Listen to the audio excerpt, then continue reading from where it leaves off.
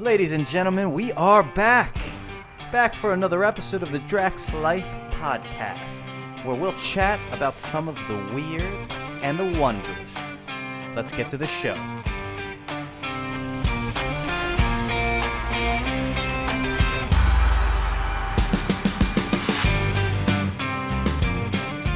Dude, we're live. Good to see you. Likewise. Let's just roll. Okay, so why are you in a good mood? Holiday season is over. We're back to normal scheduled programming. That's work. Yeah. Chris, I worked 31 out of the last 32 days. I worked the entire month of December except Christmas Day. Dude, it's one of those things, like, unless you've ever worked retail, which a huge chunk of, like, I think the American population at one point has worked retail. Like, correct. That's like the high school job or whatever. It's like, dude, holidays are like a time of war. Oh, yeah. And especially now that, like when you're a teenager, you're just having fun, right? But when you have like a supervisory role, like a mid-management, I have a mid-management position. It gets crazy. It's so wild, but that's kind of crazy. So for like the last, pretty much, I was gonna say you making that shit.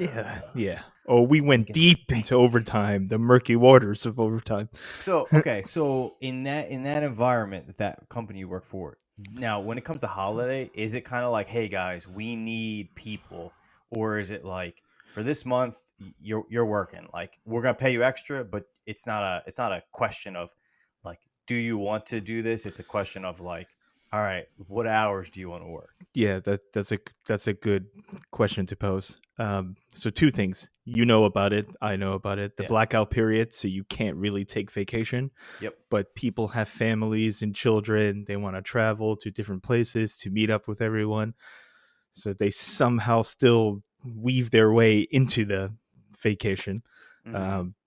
But I just gobble up all the hours that they don't take.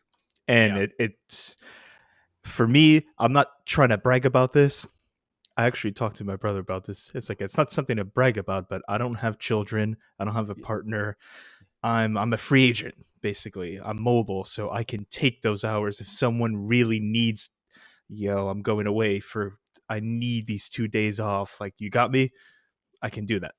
So. Oh yeah. I mean, it's not like a bragging thing. It's just like, I'm available. You're available. It's like, if you want to work the hours, work the hours. Like, there's always people who are willing to give them up.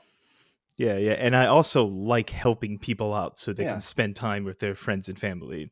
I'm always down with that. That's cool.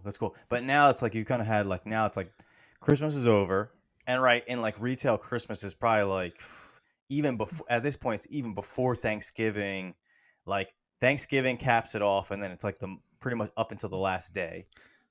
New Year's is still kind of like, you still kind of have like, there's still a mad rush on New Year's Eve. Because now it's like you have maybe cash, or you're returning things, so it's like the rush is not ended. That's the key, the returns. But now been doing it's all that. You've gotten past the war. Like, you're kind of like, now the lull is here, hopefully. Yeah, so now I can kick my feet up and relax finally. Nice. It was funny when we worked retail together back in the day. Like, the month after Christmas, like January into February, March, there is like a lull season. Like, there is like the dead zone, right? It's like everyone has gotten their spending, and then you get like a 2-3 months where you're just like straight chilling. Like, it's like day to day, everything is kind of slow. It's just like very much like normal operating procedure. Yeah, agreed. Until you starting to hit like Valentine's Day, and then you're back. Then definitely by Easter you're back in. So, dude, okay, our New Year's is past, it's come and gone. I'm assuming you. Well, how was your New Year's, first of all? Yeah, it's funny. So we can talk about this.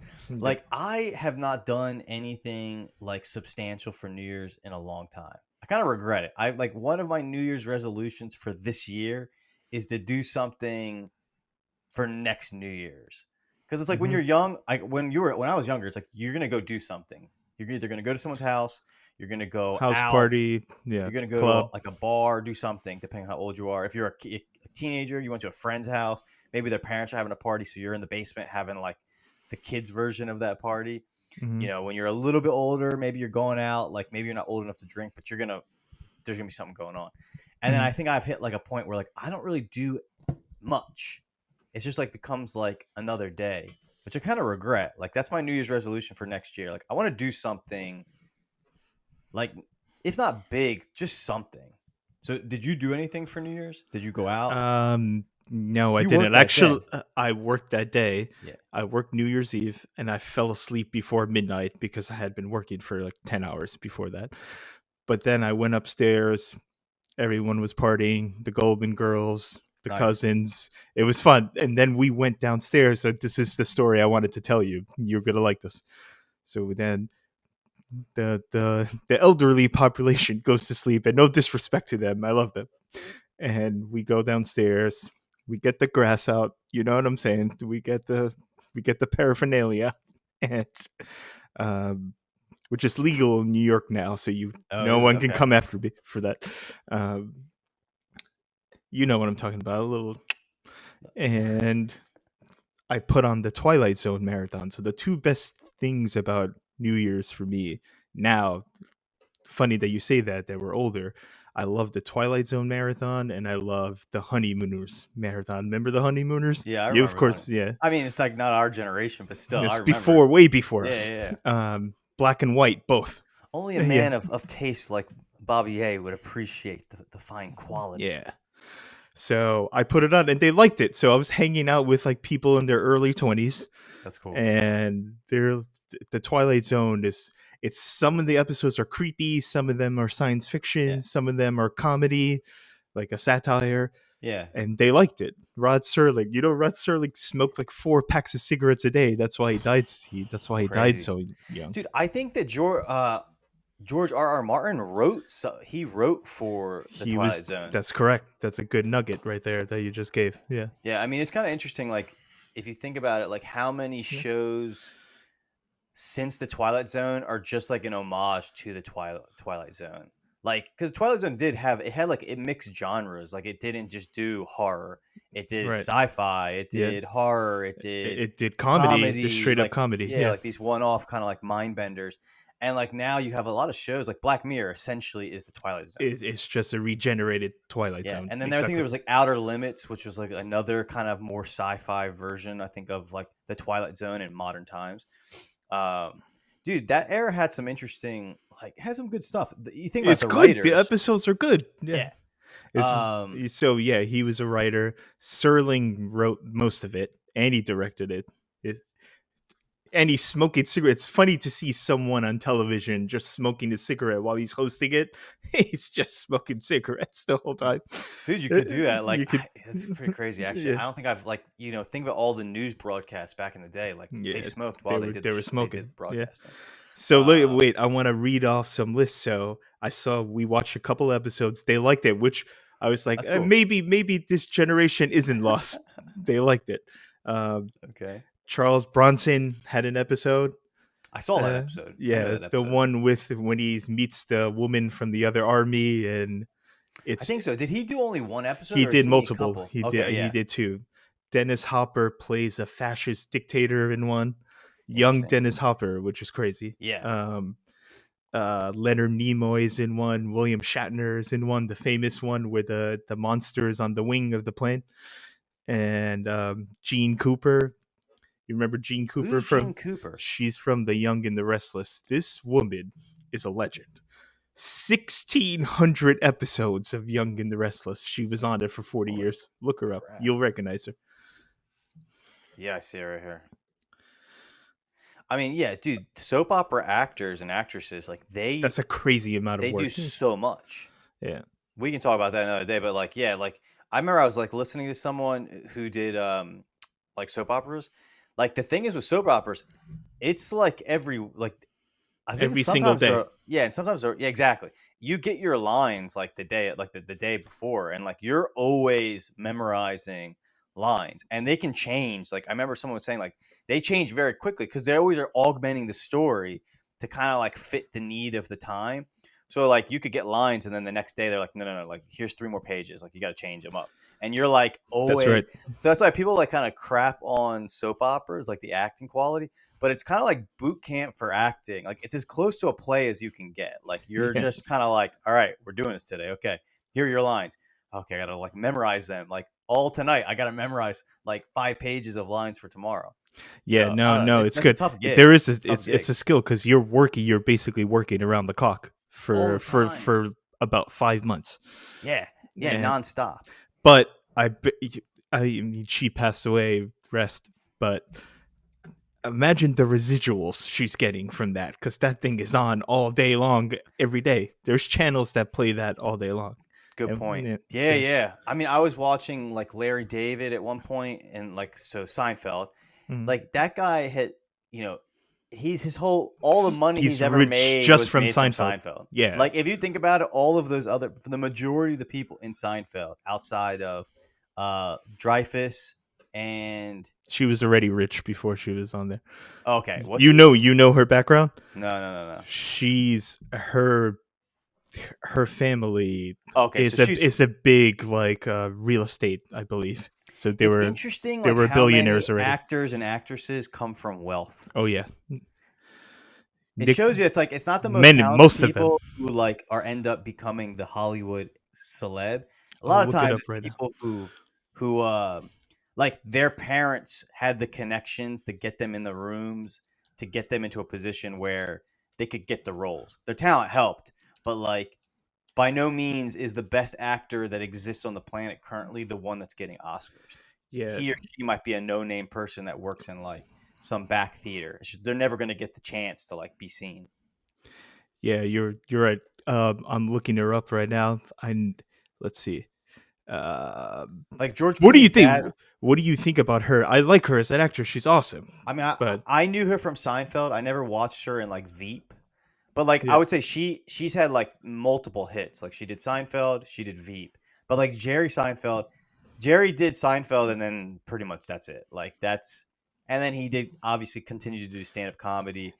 Kramer, did Kramer do anything else after Michael Seinfeld? Richards, no, because he kind of got canceled after that set. You know what Yeah. I'm saying? But even then, it's like he was older. Like that was like years after Seinfeld. I don't think he did anything And then that was George, noteworthy. I don't think George really did much afterwards. Like he got kind of like typecasted as George. He was on Curb. He did like some commercial work, like commercials. He was the KFC. He was Colonel Sanders for a while.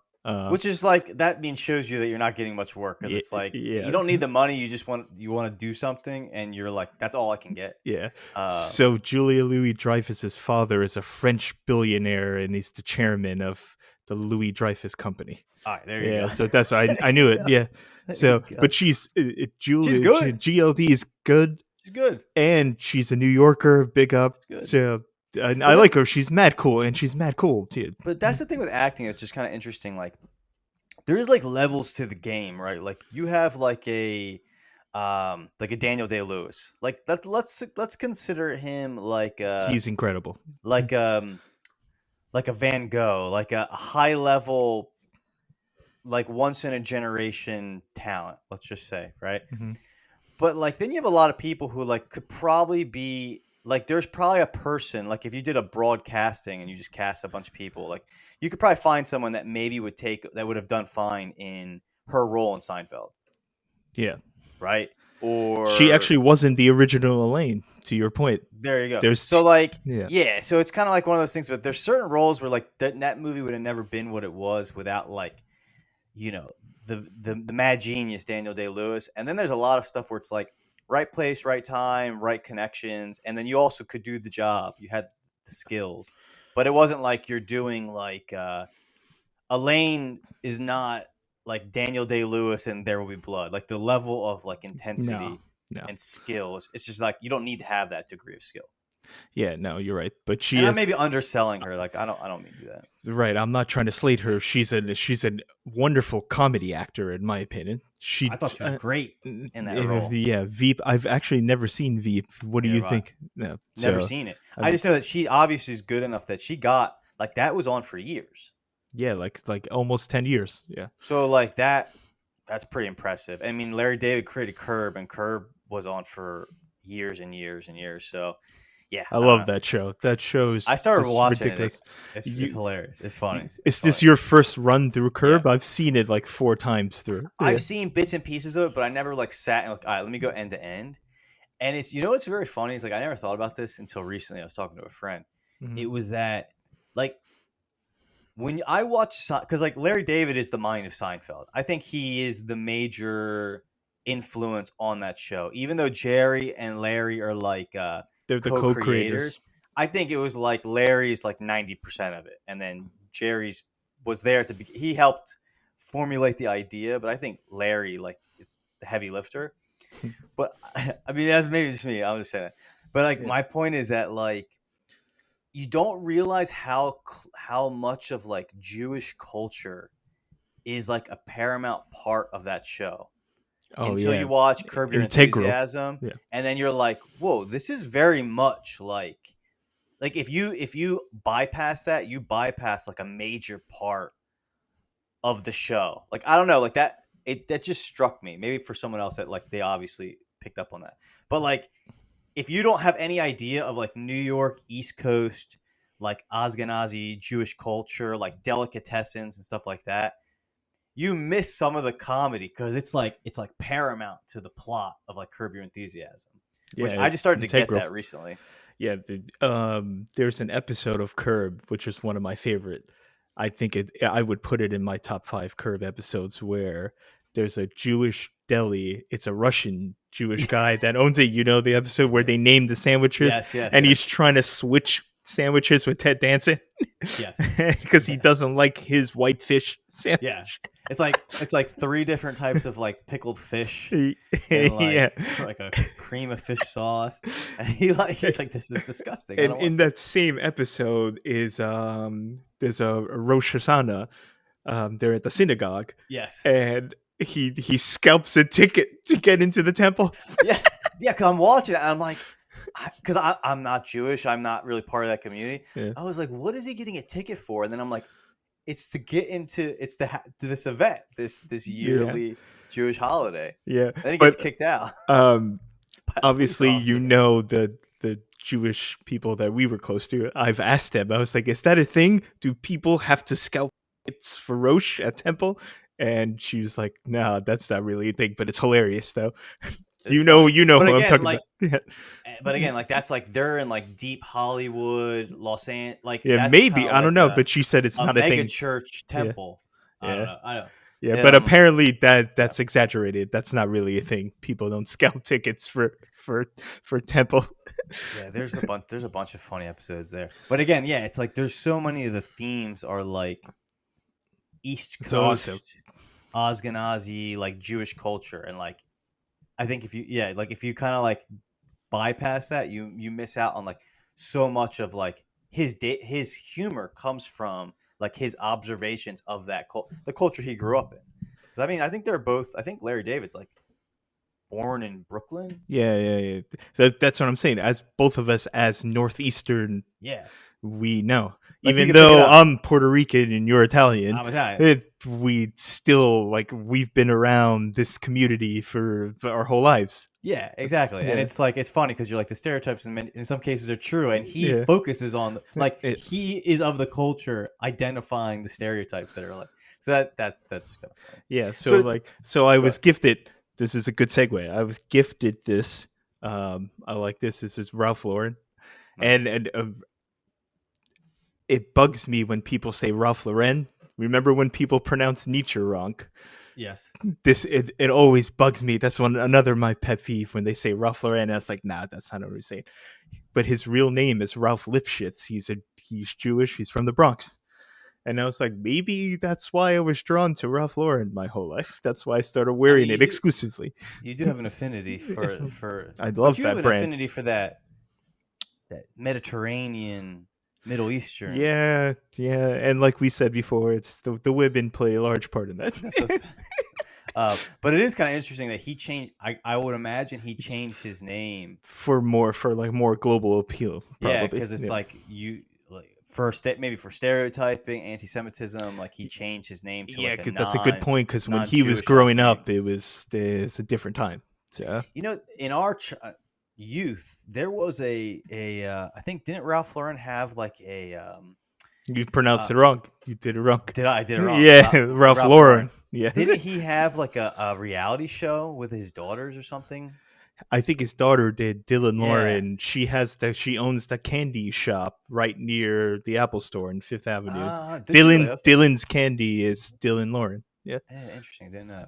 So, dude, all right. Another year has passed. Do you do New Year's resolutions? Not really. But this year maybe. We're going live tonight, people. We're doing it. So That's you good. know, I'm see, happy. I know you're excited. I'm happy. There may be 0 people in the chat. There might be one. There'll be a hand. I mean, Yeah, there might I be a imagine there'll be handful. a couple. Yeah, there You got might be some 100. Who folks. cares? But we're going live tonight around like 9ish, 9:30. Okay, so that's like a long time coming. So I would yeah. say that like that's definitely a goal that you've checked off of a previous New Year. Yeah. Speaking of resolutions, we're starting it off correct. We're doing it. It's happening tonight. So So what are you going to talk about? Well, I'm just going to introduce the show. We're going to talk about sports. We're going to talk about, like we do here, conspiracies, lifestyle, aliens. What else do I like? Everything that I like. Existentialism, reading, literature. I think the sports will be interesting because you do bring like you make me interested in sports, which is kind of like that's impressive. Yeah. So like we're going to talk about entertainment industry.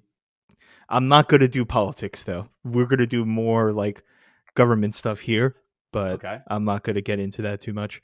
But yeah, definitely like sports, comedy, and yeah, if you like those things, I'm going to try to blend sports and comedy together, and we'll see what happens.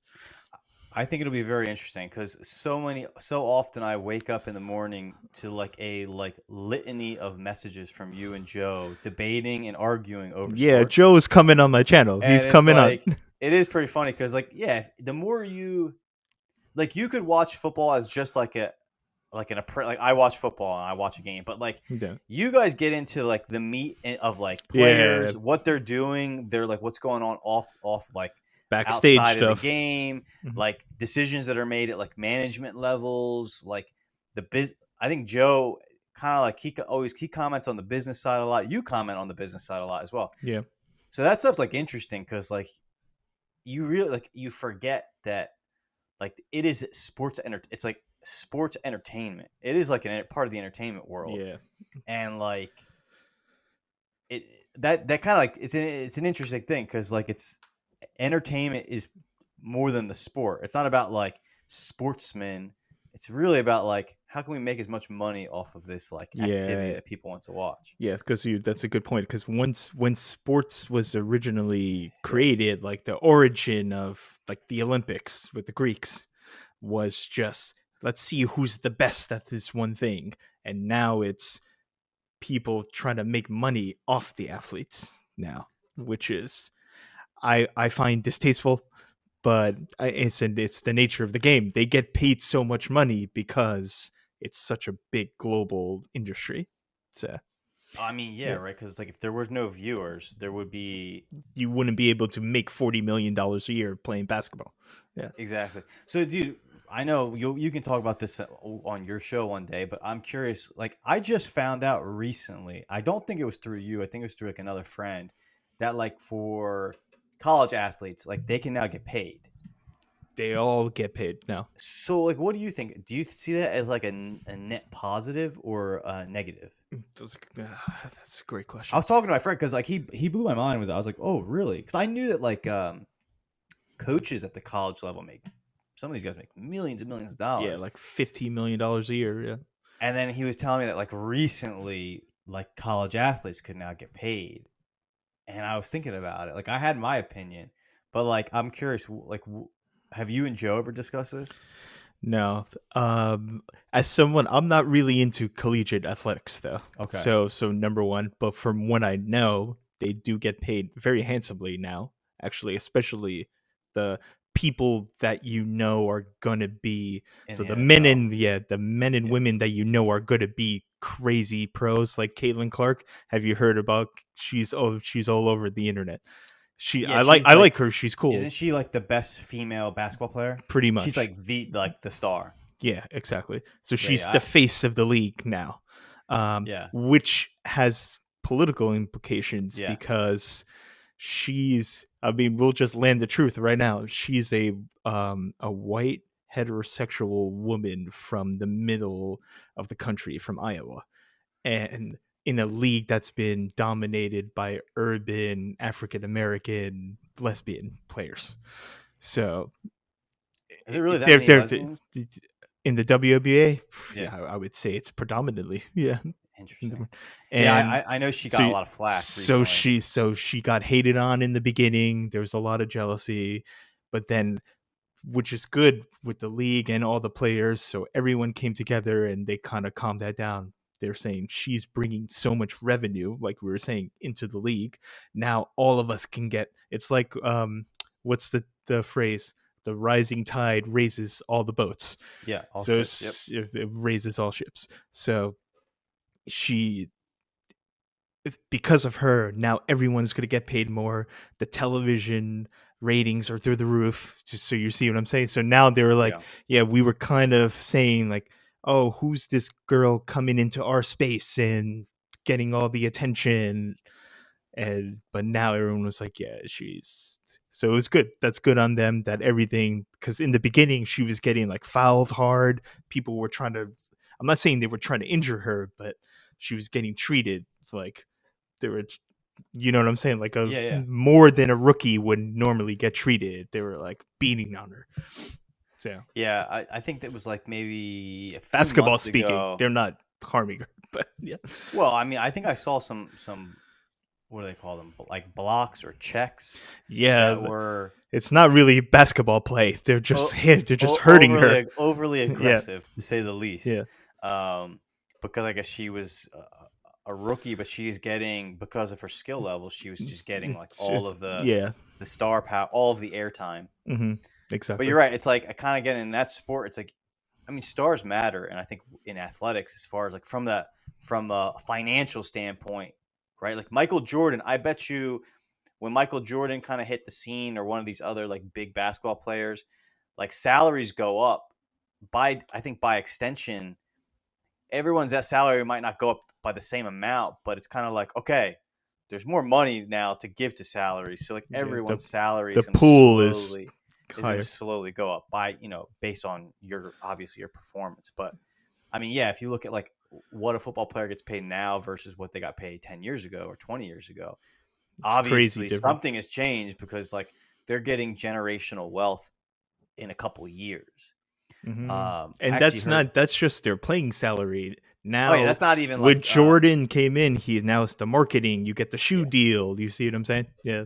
Yeah, we talked a little bit about this one point of like how each of these people is like their own brand. Their own brand now.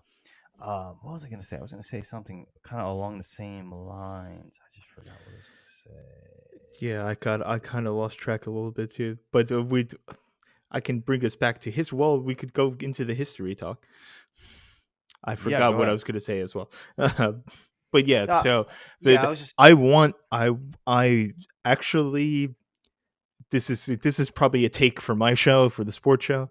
I think the NBA is more entertaining. The WNBA is more entertaining than the NBA, and I'll say that with chest. I think interesting. The NBA is. Have you seen the product lately? I stopped watching it. Well, I've heard. You see, like on Twitter, there's a lot of like shit talk for like the NBA. It's the ratings are plummeting and stuff like that. I've heard some stuff like LeBron James, and like they're trying to like scramble to try to figure out like how to bring back eyes to the. No, yeah, I'll tune into your episode when you talk about that, because that would be interesting. Because I don't watch basketball, but like why? What is their explanation for the drop off? Like, I'd be curious to hear what their thinking is. Like, why is it that because I don't think like the NFL is getting a drop off. No, so it's going up. Yeah. Yeah. So what's changed with basketball that now it's like it's losing its viewership? I can explain it, but If you let's want to do park it for that. your show, Yeah, do it. That's fine. yeah, And just let me know when you do it because I'd be curious to hear yeah, about it. yeah. All right. So I do remember what I was going to say now. So you have, to your point about the financial structure, now you have all these rich billionaire owners, and it's more about getting more revenue, match day revenue, selling merchandise, ticket prices are through the roof, which is why the normal person can't, like the normal everyday union guy can't go to the Knicks game or the Rangers game because the price of the tickets are incredibly high. So now you have, I think we've talked about this before. Yeah. Now it's only celebrities and influencers and corporate empty suits at the game. So the atmosphere at all the stadiums is not as good as it used to be back when we were growing up, where it was all like the real hardcore fans. Yeah. Now it's just like a place to be seen. It's like the Oscars. I'm gonna go out to the Knicks game, take a couple pictures. I'll be on all the social media pages. Yeah. I'll be on TMZ, and everyone is gonna. And then you raise your profile. Do you think so? I have a question for you. Do you think there's gonna like the bubble is gonna pop on like I'm gonna see. Let me see if I can explain it. Like Yeah. sports has become again. I said sports entertainment. Like these players have transcended into like celebrity. Oh yeah. Maybe it's always been that way, but not to the same degree. Like I don't think it was the same way like 20 years ago or 30 years. There were stars. Mm-hmm. There was Michael Jordan and whatnot, but like Michael Jordan, you watched him play. He did commercials. He did some advertisements, stuff like that. But like, he didn't have, let's say, his own social media feed. He wasn't able to like have a YouTube channel, stream.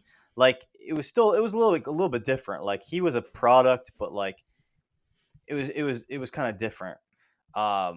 Whereas like now, it's like it seems like that's the goal is like to become a celebrity, and there's just different ways to get to it. Like one is like an actor, a musician, uh, an athlete, and Yeah. it's like that's the goal. Like be celebrity. There's just like a different ladder you can climb. I'm wondering if like the bubble is gonna pop on like celebrity. Like I think it's already in the process I of think it popping when it is comes to like currently actors and popping. like Yeah. actresses. I think people are just kind of like don't care.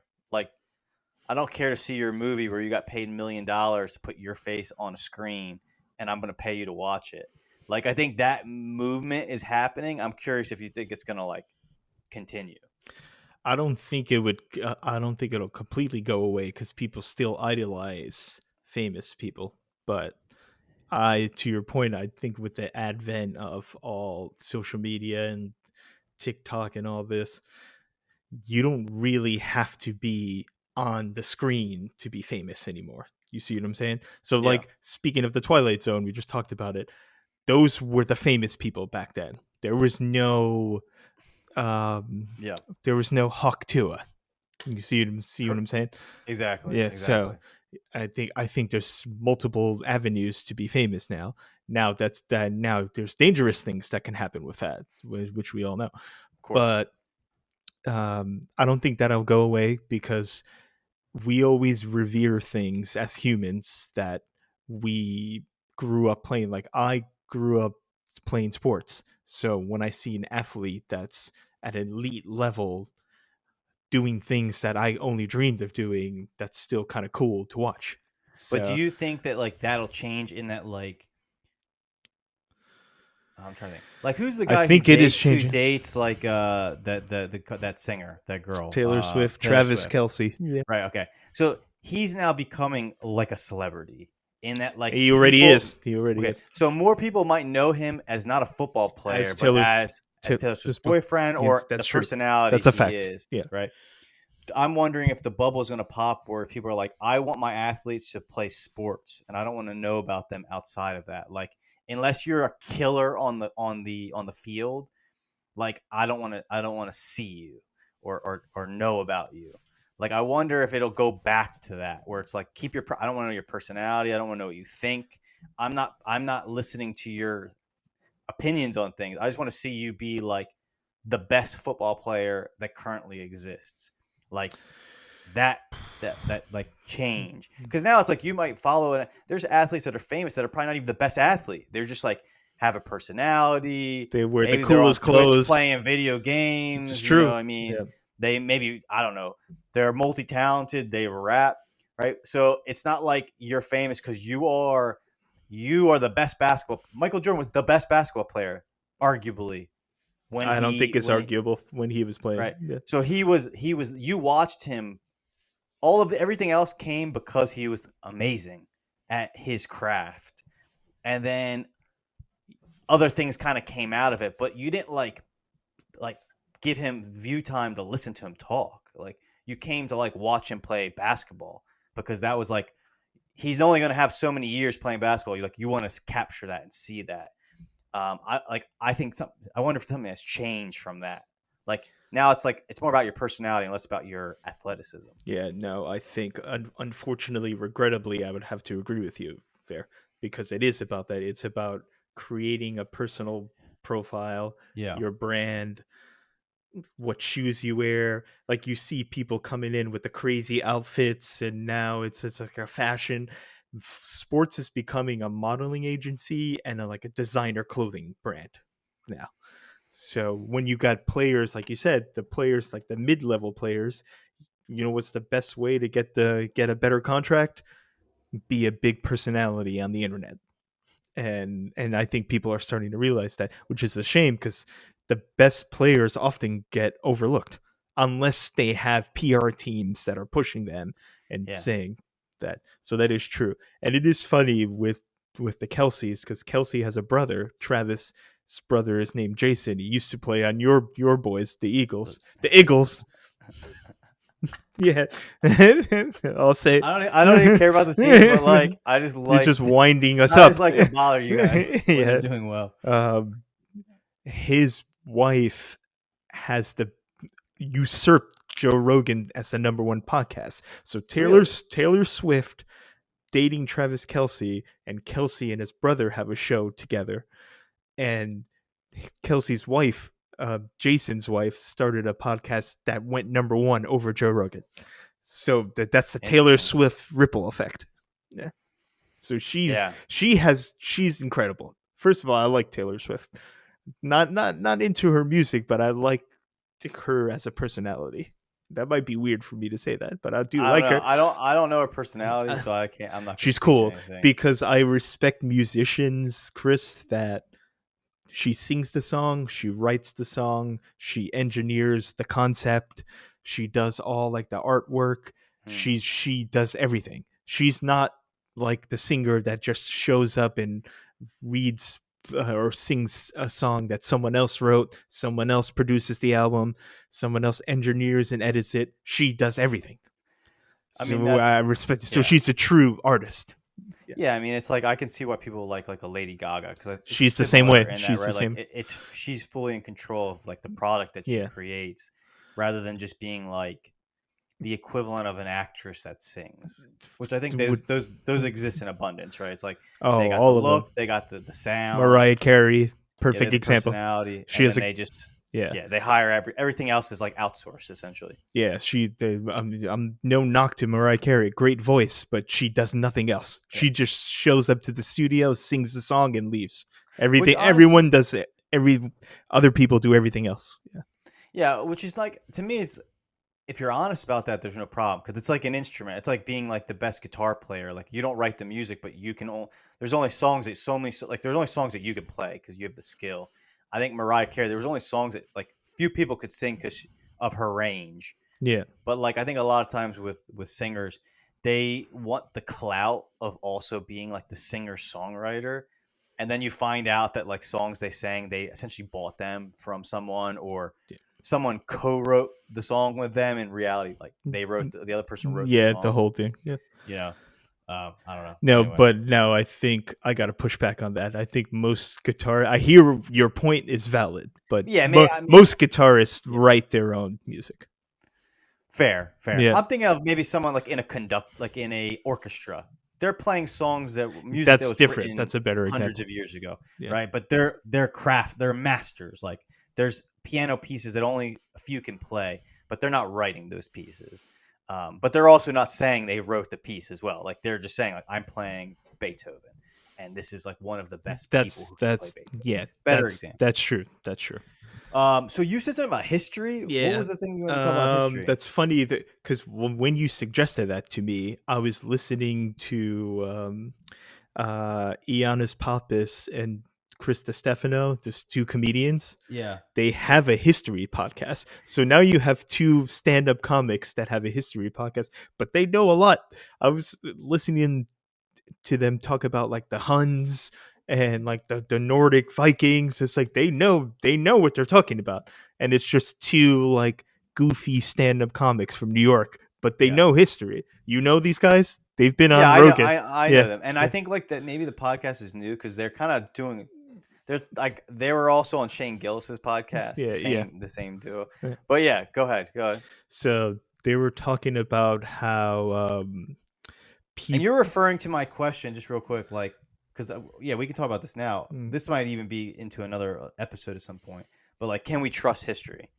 Yeah, exactly. Yeah, okay. So I weirdly enough, the way they explain it, because obviously they throw humor into it, but I learned a lot from. I just listened to one episode where they were talking about like the hyenas. They were talking about like the history of people using hyenas as pets. You know that in certain parts of the world that you can keep a hyena as a pet. That's crazy. I believe it. I mean, yeah. And they have certain qualities. It's the only animal on Earth that can chew through bone entirely.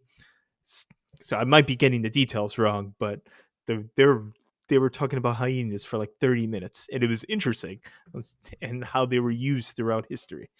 And then they started talking about Greece, where there's this small island that created democracy and created athletics, basically. Would you agree with that? Was there? I mean, you know more. You studied more history than I have. I mean, are they talking about? What are they talking about? Athens? They're talking about like sporting competition as an entertainment.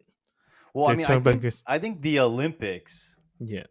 And again, I'm no expert, but yeah, I mean, I think there's like that's an ancient sports competition that existed for a long time, and I think even like the Greek Olympics was like an homage to like another sports tournament that existed like a long time ago. So yeah, I mean, to your point earlier, like people have always like found sports and athletes like fascinating and like wanted to watch them and like watch pure competition. So like it's always been a form of entertainment. Like we can find like, you know, old artwork of like boxers and like people running races like all over the world. So it's kind of an interesting that's like all human cultures have some form of like athletic competition. Well, why do you think that is? Is do we value like physical talent? Is that why? I mean, I think so. I mean, I remember I listened to like a Greek, like someone who taught Greek history, and he talked about like Homer and the Odyssey, and how like Homer and the Odyssey captured like the qualities that the Greeks like valued, and that they kind of like were embodied in two characters. So you had like Odysseus, and then you had Achilles, and like those two characters, which were kings in that story, like were two sides of like the Greek coin. Like Achilles was like attractive, fierce in battle, strong, had all kinds of like physical attributes and qualities, but also was like kind of hot-headed and like a little brash. But like Greeks like valued athleticism, strength, skill, physical prowess.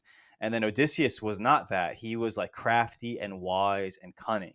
And like from like the Greek mind, like those were the those two qualities were extremely valuable. Like both of them in their minds had like a lot of like value in their society. So like brain and brawn.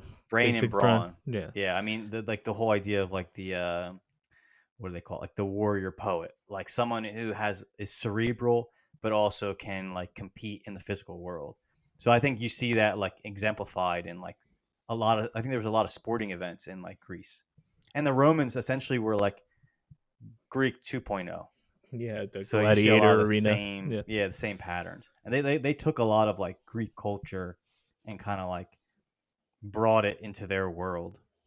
Yeah, no, I like that. So But what? like, here's my question. Go ahead. Go ahead. No, I was gonna ask the same question. I think you were. Can we trust it? Was that what we were gonna ask? Yeah, so that's my question. Like the more in the last like couple of years, the more I've been like thinking about that. It's like because everyone and their brother, like you throw out things. Oh, I read this book, and then like you start to talk about like ancient history, or like you will listen to a podcast, and then I remember I was listening to someone talk about this. He said something to the effect of like it's good to like learn these things, but like how can you really trust it, right? Like, and I haven't done any. This was just a question I was pondering the other day. I haven't done any research to like find someone who can kind of like validate or devaluate this like idea. But like if you think about it, so for example, I think this was on Joe Rogan's podcast because those two guys were on Joe Rogan, Yes. and Yeah. they were talking about Alexander, and then Alexander. I guess it got brought up about like his homosexuality or his like sexual fluidity, and then like the one guy in that podcast you're talking about was like, I think he kind of was like putting the kibosh on that idea. Yeah. Did that happen? Or am I miss? No, I think he was. I think they confirmed it, or Yeah. I don't think they're experts in a position to confirm that. But So yeah, yeah, so like that's like so I remember I was like looking this up at one point because Oliver Stone did Alexander, and that was like a big part. Like it was kind of like a major part of the movie was just like how Alexander the Great was like banging dudes, like, and it was kind of I like think he a was. theme. Yeah. And then I remember like Sean Gillis talks about this, and like I always think about this as well. Like I don't think where did that idea come from?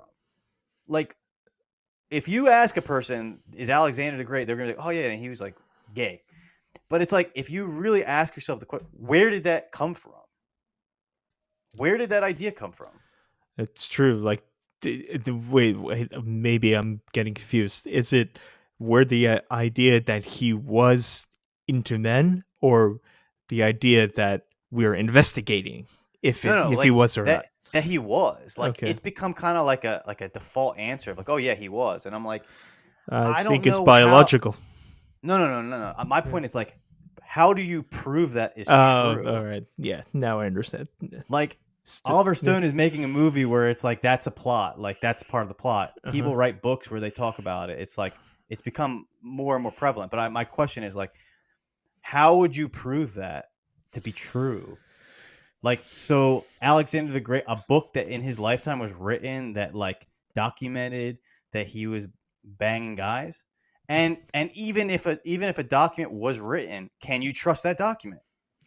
Yeah. So that leads into the theme of what you're asking. Okay. Yeah, because it's Yeah. like unless there was like 1,000 documents from 1,000 different people who all said the same thing, like even if you do find something, right, you just found the remnant of a document that survived.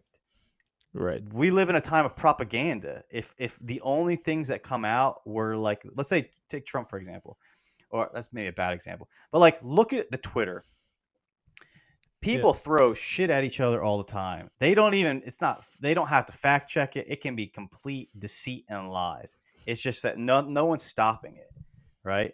So it's like if only the negative or one perspective, let's say, survived 1,000 years ago, even like you even that is like you have evidence, but you don't know if you have like all of the evidence. You just maybe have the one tweet that survived that Mm. said, I don't know, Trump was an agent of Putin. Is that true or not? That's just the only tweet that survived. So like by default, people start to assume it's true. So like that's one side of it. And then the other side is like for example, the Alexander the Great thing. I don't even know like what is the primary document or source that like even open that up as a question. I mean, the Greeks were not. I mean, I think it's said that like the Greeks were pretty fluid. So I'm not disproving that, Yeah. but that it was like such a part of his character that like you're gonna focus on it. I was like I asked the question. I'm like, where is that? But from like if you talk to a person who goes to school, they might be like, oh yeah, I read in this history book. It's obviously Yeah. the I see truth. what you're saying. So I do have the same. I do have a natural skepticism about like documentation like that, just generally, not just particularly in history, but almost anything. Correct. But I would Like say, Randall Carlson. Like think yeah, about them and think of not Randall Carlson. Yeah, Randall Carlson Graham and Hancock. Graham Hancock. Like they're kind of like if you're in line with them, they're kind of the same. Like people would say that they're wrong, and in reality, it's like no, we don't have a clear picture of ancient history, right? We're trying to We don't. We we're don't. trying to piece it together based off of like remnants. So for anyone to be like so arrogant to be like, this is how it was, it's like really. I mean, is that Yeah. go ahead? No, Sorry. no, no. You're right. I see what you're saying, but I think maybe Oliver Stone into. I'll answer it in two ways. Oliver Stone, maybe that was just how he took as a director and writer, and maybe that's just an artistic depiction of what he believed to happen. But in terms of True. like the historical stuff, I think it's more and like a generalization and like an amalgamation of the behavior of most powerful people during that time engaged in that. So they're just it's almost an assumption they're making. But to your point, I don't know how you prove that. Like, how did that become a thing? That I don't know. That's a good question. I don't know. Yeah. But So like, I just use that as an I example. think they're just basing that on what the behavior was like back in the day. So I'm trying to find yeah, like if I can even see. I'm like on Wikipedia. Yeah. So I don't know. It's just like I think when I was young, I liked to read a lot of history books because I was like, oh, I want to like learn about the past and like. And then I think as I've gotten older, it becomes a question of like, all right, this is interesting to read for entertainment's sake, but like, how can you guarantee? I always say this: we don't know what happened to Kennedy, and Kennedy's death happened in like our parents' lifetime. Yet, how can you as a historian tell me what happened 5,000 years ago, 2,000 years ago with like deep certainty? It's like to me, it's like hubris. It's like ego. Like there's no way that you can prove any of that. If we it's can't true. even prove, you know what I mean? You can't prove if something happened in our lifetime. We don't even know what the drones are in New Jersey, right? And yet someone can tell me with beyond any doubt that like, I don't know, this random event took place with detail 2,000 years ago, Yeah, 3,000 that's years a ago, fair point. 4,000 years ago. Yeah, that's a fair point to raise. But now you're bothering me with this question I Be- know. I think I'm because it's a sensing good it. question. Because now you're trying to you're subtly insulting my favorite show, Agent Aliens and X Files. So you're Nah, saying Giorgio's not telling the truth? Is that what you're oh telling my me? man, Gio. Yeah, I don't know, man. yeah, No, I don't think he's but not I telling the think truth. I think history, it could be like the archaeology thing where Yeah, history is captured by the academics, so they need to put out a certain set of facts in quotes so that they stay they stay as the esteemed representation of what history was. But yeah, just like I know the aliens thing is the ancient astronaut theory is like a humorous, it's a fun way to think about it, but it's the same thing. It's how do we actually know what happened? We don't there's no way to know. You can just go based on like what you see with excavations, carbon dating. You can find little factoids, but we don't really know what happened. It's like you said, the drones, why no one knows what the hell is going on. So how do we know that the crop circle in England from the 18th century, like what, how did that come to be? I don't know, man. yeah. It's Again, it's some to some degree, it's yeah. faith. It's like You gotta faith. believe. It's Yeah. faith masquerading as fact. Yeah. Like you know what I mean. And I think that's what's kind of interesting. It's like I thought about this the other day. It's like people say things like, "Oh, that's like," you hear these like impossible myths or stories of the past, and like, oh, that can't be. And then you had to ask yourself, you're telling me in all of the land of this world and all of the history that the planet has existed, that this event did not happen at least once, right? Like, something doesn't need to happen all the time. Like the sun rises, sun sets. That's something like we kind of like can trust. but like miracles and random things can Yeah, because you happen, see it with your eyes. Yeah. right? And like our history is also captured by people who read and write. So if you didn't have a written language, it wasn't captured, and it usually was captured in like cities. So like if you imagine the events that took place in like the Serengeti, like these huge expanses of land that are not like really, we're not cities, like some random shepherd in Africa, and then all of a sudden like a genie appears. Like, you know what I mean? I'm saying Yeah. like So weird. That's why I think like weird stuff can happen. It's just because it wasn't documented doesn't really take away from the possibility. So that's why I'll listen to Ancient Aliens. I'll yeah. give them a listen. No, It's they possible. do a good job. We've talked about this endlessly, Yeah. but I love it. But they do a good job of laying out what's accepted in historical fact. It's just sometimes the conclusion when there's the gap. I always say they're like, oh yeah, it's up, it's them. I mean, it's their easy fill. It's It's an just an easy fill. easy way to get out of that. How But they do it, yeah, I don't know. Yeah. but the history part of it, remember when we were talking about the Spanish explorers? Yeah. How do we know what really happened there? That's just such a remote new part of the world. No one had ever been there but the indigenous people. How the hell do we know what Cortez said when he came back was true?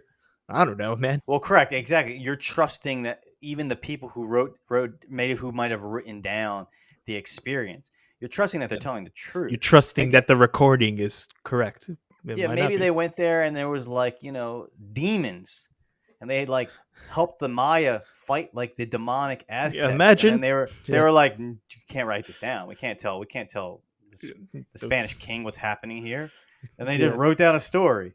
Yeah. There's these Aztecs, and whatever, we did these things. I guess that's the thing. It's like we take history with trust. Like you trust that something's written accurately, unless there's like 1,000 accounts from 1,000 different people, and then it's like, okay, all these different accounts are saying the same thing, and they're vastly different people.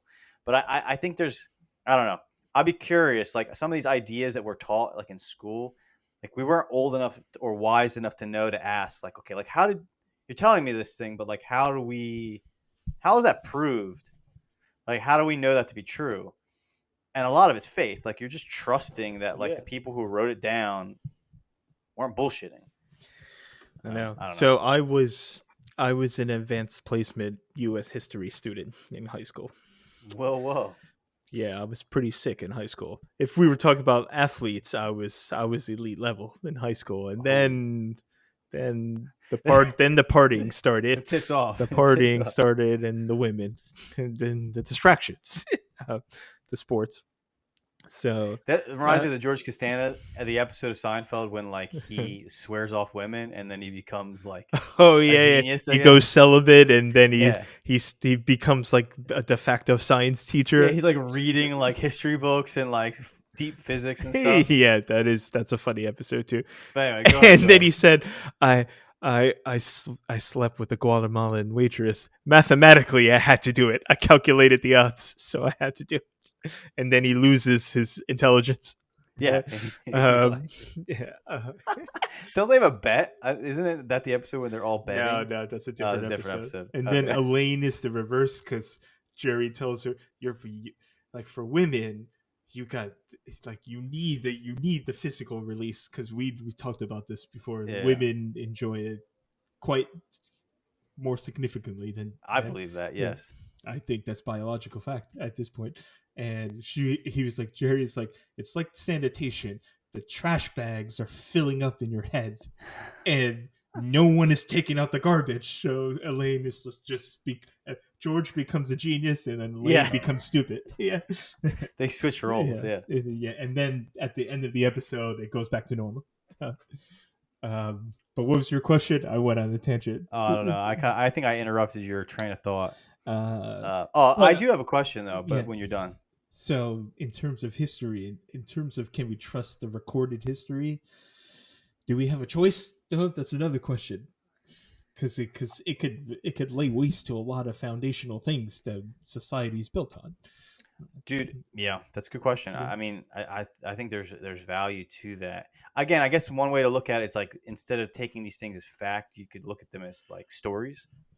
I like that. Like there's value in a story. We can watch Game of Thrones; it's complete fictional, but you could learn like an actual lesson that you could apply to the real world from it, whether it's true or not. Like it's a complete fictitious story, and maybe that's how we should kind of look at history, where it's like, all right, trust it to a degree, but also like leave a lot of room for like think of it as maybe like what parable, what can I learn from this tale, um, rather than like this happened exactly the way it happened. I don't know. I don't know if I even have a point. I No, don't I know. think most of it is.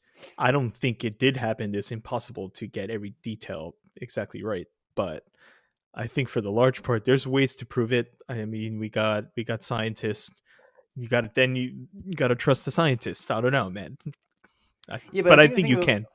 with history though, I think it's one of those things like you can prove like if a city existed, you can prove if like a building like there's certain things you can prove, but like the interactions between human beings, like the only way I know that you can prove that is, or I shouldn't say prove, but like, is someone wrote down something, and then there's a whole history, like how you trust documents, right? Like, if it was written, like there's a whole branch of study in that, or if there's like depictions in like pictorial depictions and things like that, statues, right? Like a very much human interaction is like the only way you can like scientifically trust it is like a human wrote it down, a human painted or drew something, a human built something, right? Whereas like a scientific like a scientific event like an explosion, a chemical reaction, it's like you can test it, you can run experiments, but like history you can't run an experiment. Like Yeah. Like I can't run an experiment that tells me what Genghis Khan, what their warriors look like when they like sacked Baghdad. Like I can't run. I can read an account of it, trusting that it's true, but like I can't run an experiment on that. Yeah. But No. I'm not a historian, so maybe there's a historian. I'll be like, you're out of your mind. Yeah, I would Uh, be interested to talk to. I never did. I took a couple of history classes in college. It was like it was called ancient, like the Western world and antiquity. That was a pretty yeah, cool class. And it was just talking about, we read a lot of like all the classic philosophers and all that. So, man, I mean, I trust what Aristotle wrote down. It was what he truly believed and what he saw. I mean, I like his writing. So, uh, but the like here's another yeah, question with Aristotle. I mean, we can kind of end it here, yeah. but like we can talk about something else. But with Aristotle, like I'm curious how many preserved. Like Aristotle wrote a few thousand years ago. Hmm. Yeah, How do you even did it get validate, edited or manipulated over like time? Yeah, that's something you can look up, like how many documents do they have of Aristotle's writing that they've dated back to his lifetime? it's a good Not point. many. I'm pretty sure there's like a diagram that shows like writings of Aristotle, Plato, like the journals of Caesar when he like the Germanic when he went to Yeah. like conquer the Germanic. There's less than you think. It's Hmm. kind of scary how few there are Uh huh. that they have, right? Because the more they have, the more validation they can have. Oh, we have 50 of these copies, and they're all Yeah, and there's a it's word that's different, but like they all correspond to each other. We can tell that the sentence is the same. yeah.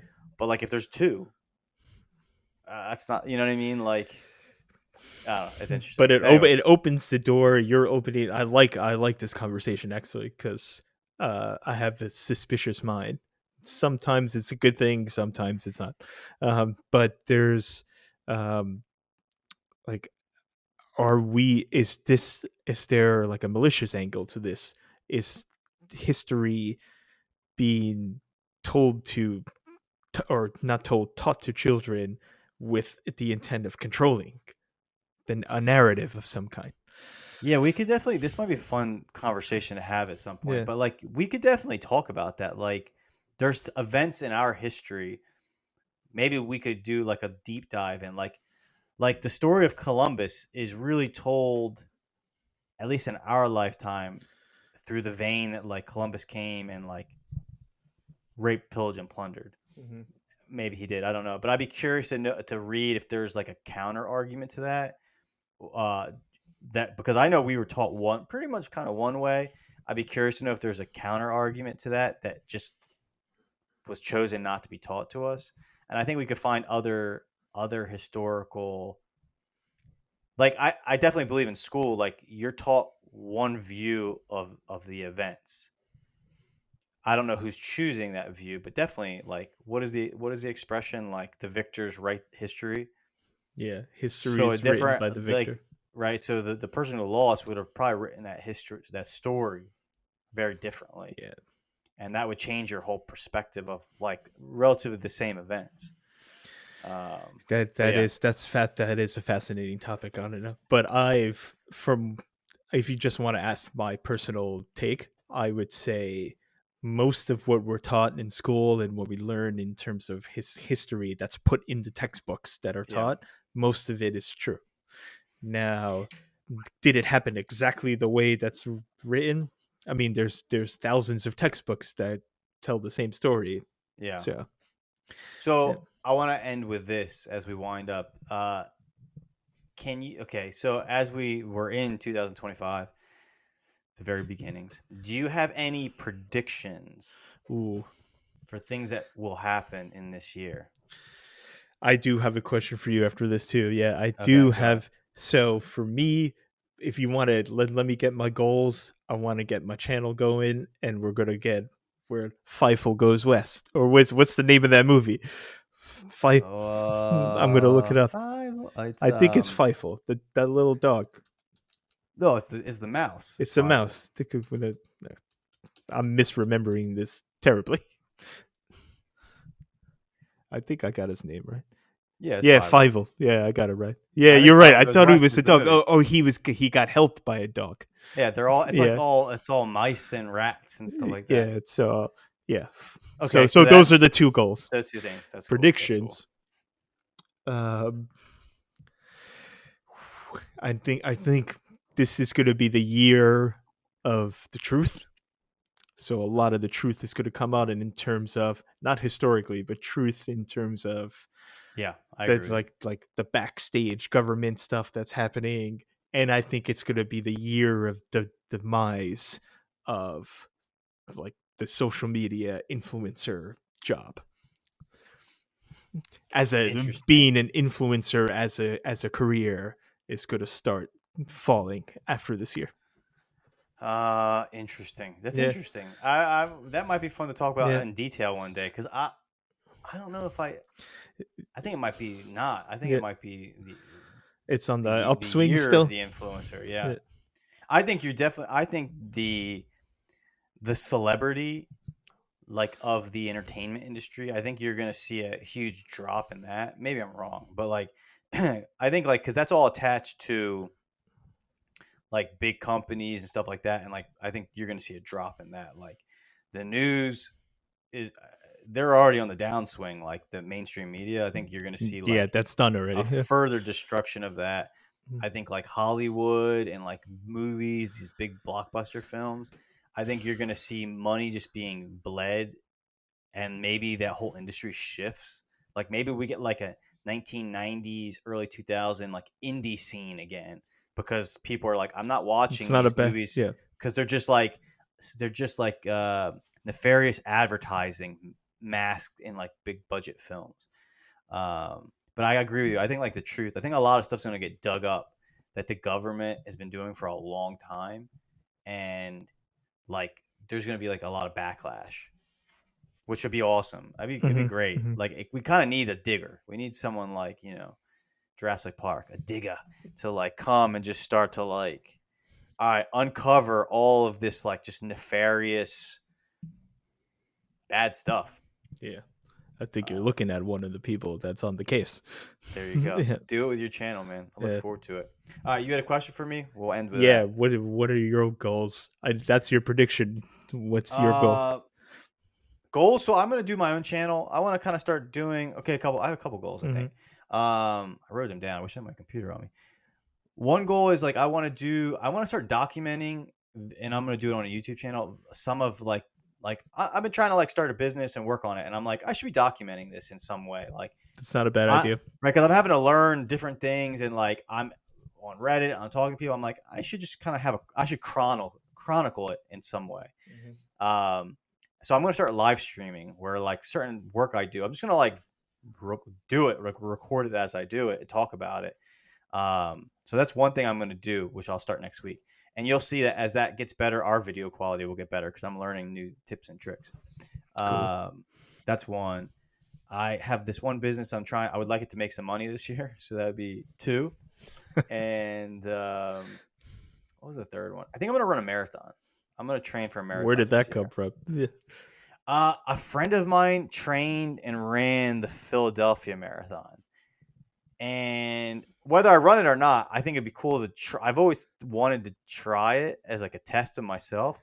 And like the Philly Marathon is like the week before Thanksgiving. So it's kind of like if I started training now, I'd have like almost not a whole year, but close to a year, better part of a Yeah, year. you should probably be able to do that. Yeah. To do it. So I think I'm just like, because I was like, I haven't given myself like a physical challenge in a while. And I thought that'd be like a good one. And I know some people who ran it recently, and I liked how they felt after they did it. I just liked their explanation. Like the one guy was like, who didn't run it very quickly. He was like, it was the hardest thing I've ever done. And now that I've done it, I'm like, what else am I afraid to do that I could do? And I just thought that was a cool thing. Like sometimes you give yourself a huge physical challenge you think you can't do. And then once you accomplish it, you're like, shit, what else do I think I can't do? I did that. Like, I must be able to do them as well. So to me, that just kind of struck me. I was like, oh, that's kind of awesome. Like an awesome thing to learn through doing something that challenging. I'm like, I could change. I'm in pretty decent shape. If I challenge myself for a year, I could definitely run a marathon. Yeah, no, I like that a lot.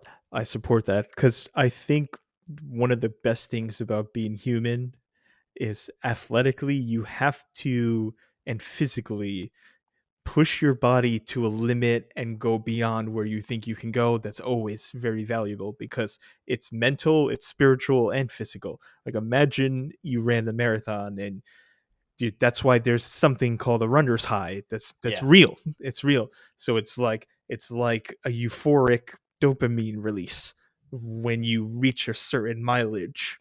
It's real. So yeah, and I what he said, I think it resonates because you think about it, imagine if you're obese, right? You look at the world and you just see obstacles. Like literally, your physical self is actually affecting how you think because you're like, I'm in New York. Imagine if you're obese and you're in New York. You gotta go up these stairs. I gotta go up the steps of the subway. Is there an elevator? There's no elevator. Okay, like maybe I'm not gonna go to that subway stop. I gotta go to another subway stop. So like, and that's a physical thing, but like that's going to shape how you think about things because you're just in a world of like no's, can't do that, can't do this, can't do that. So like I when he said that to me, I was like, that's kind of interesting because that is real. Like if you push through a boundary that you think you can't do it, you're going to be like, all right, what's the next boundary? Oh, I thought I couldn't do that. Well, I did a marathon.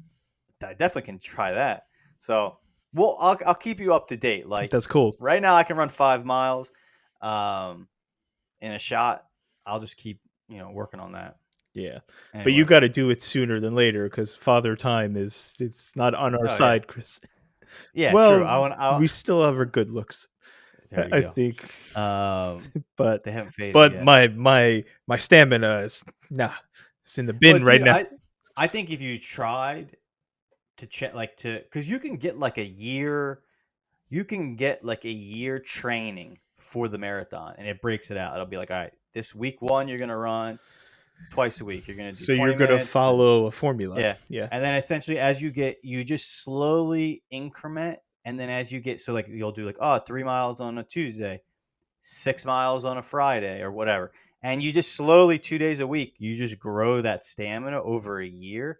And then the weekend or 2 to 3 weeks before you run the marathon, you do 20 miles. So like after you've done 20 miles, you know you can do 26 miles. Yeah. Right. But it's like that slow progression. So anyway, Yeah, but you're gonna lose a lot of weight too. You're gonna, but you wanted to cut down the mass. I'm trying to cut down so it kind of works out in like a Yeah, twofold plan. because you can't be 225. Like, No, I'm not. I'm like that's- 188 yeah, now. yeah, that's what I'm But saying. I'll be down to like 170 if I'm running a lot, which Yeah. is I'm cool with that. I'm trying to get lean and mean.